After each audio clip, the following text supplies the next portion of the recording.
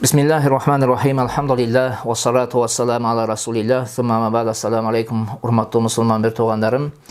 Кудай Таалам бардыгыбызга бекем иманы кыласын сап топук берген болсун. Бүгүн сиздер менен бизге келип түшкөн суроону, эки суроого жооп берип, аны бөлүшүүнү өзүбүзгө туура көрдүк. Анткени бул суроонун жообун балким бир адам издеп жүргөндүр.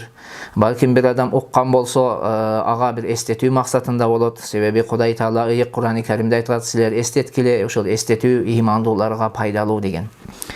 Биринчи суроо бул сүннөт намаз менен фарз намаздын ортосунда сүйлөөнүн өкүмү кандай? Мына ушул намазды бузабы же бузбайбы сүйлөсөк деген бир суроо келиптир. Албетте биз ошол кичинекей кезибизден бул тууралуу ар түрдүү сөздөрдү угуп келгенбиз аксакалдарыбыздан. Ошол сүннөт намаз менен фарз намаздын ортосунда сүйлөсөң сүннөт намазыңдын өкүмү жоюлуп кетет дегендей сөздөрдү угуп келгенбиз. Бирок китебибизге кайрылып карай турган болсок, китептерибизде бул маселе тууралуу эки пикир айтат. Биринчи бул маселеге ошо өкүмүнүн жообун айтуудан астында айта кетели. Мисалыга бул кандай? Бамдат намазын сүннөтүн окуп, мына бамдаттын фарз намазга коомат айтканга чейин, икомат айтканга чейин бир канча мөөнөт өтөт. Мына ушул мөөнөттүн ичинде эгерде биз дүйнөлүк сөздөрдү сүйлөсөк, же жеп ичиш менен алек боло турган болсок, ошол окуган сүннөтүбүз жоюлуп кетеби же жоюлуп кетпейби, кандай болот деген сурооду узатып атышат. Бул маселе ошондой эле пешин намазга дагы тиешеси бар. Жума намазынын 4 рекет сүннөтүнө дагы тиешеси бар. Мисалга айталы пешин намазынын 4 рекет сүннөтүн окуп, фарзга икомат айтканга чейин бир канча минут бар. Мына ошол минуттардын ичинде дүйнөлүк сөз сүйлөсөк, же жесек, ичсек, ошол намазыбыз, окуган сүннөт намазыбыз жоюлуп кетеби, кетпейби деген максаттагы бир суроо болуп жатат. Бул суроонун жообуну да тууралуу аалымдарыбыздын эки көз караш келген. Китептерде келет. Биринчиси, ошол окуган сүннөт намазыбыз жоюлуп кетет деген пикир бар. Такыр окубагандай болуп калат деген пикир бар. Экинчиси, жок, ал жоюлбайт. Ал окугандыгыңыз окуган болуп эсептелет. Ошо суннат муаккаданы аткарган болосуз, болгону ошол сүннөтү тилкендиги үчүн берилген сооптон куру каласыз. Сообу жоюлуп кетет деген пикир бар. Мына ушул экинчи пикир туурарак. Кандай экен? Эгерде биз сүннөттү окуп, дүйнөлүк сөз сүйлөп отурсак, же жеп ичиш менен алек болуп отуруп, андан кийин бир узак мөөнөткө отуруп, андан кийин туруп алып, фарз намазын окуй турган болсок, ошондо окуган 2 рекет бамдат намазыбыздын сүннөтүнүн сообудан куру калабыз. Бирок милдетти аткарган болуп эсептелебиз.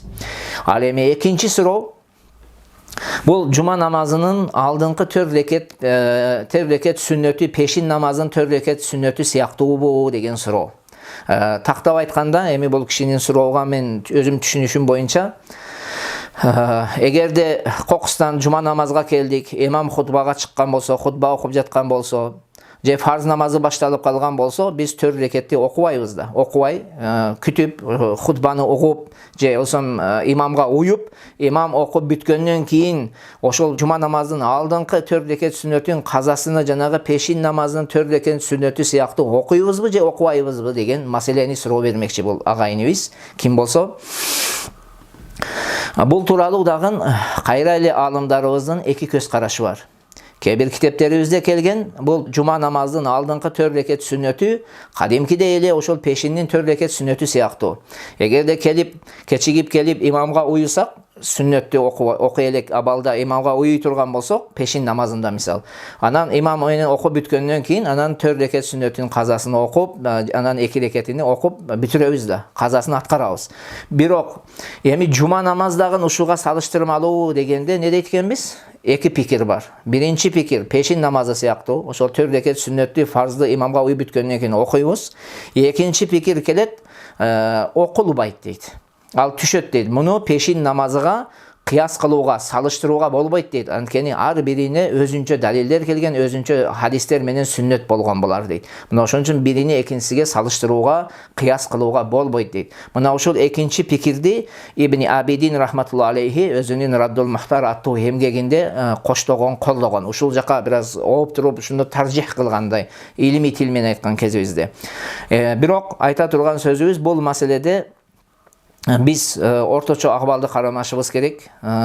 Эгер бири окуй турган болсо, аны тыйбашыбыз керек, окуганга болбойт деп. Ошондой эле окуган адамды дагы, окубаган адамды дагы биз жемелеп катуу сөздөрдү айтпашыбыз керек. Анткени экиден пикир келген, кээ бир алымдарыбыз казасы окулбайт деген пикирди айткан болсо, кээ бири окулат деген пикирди айткан.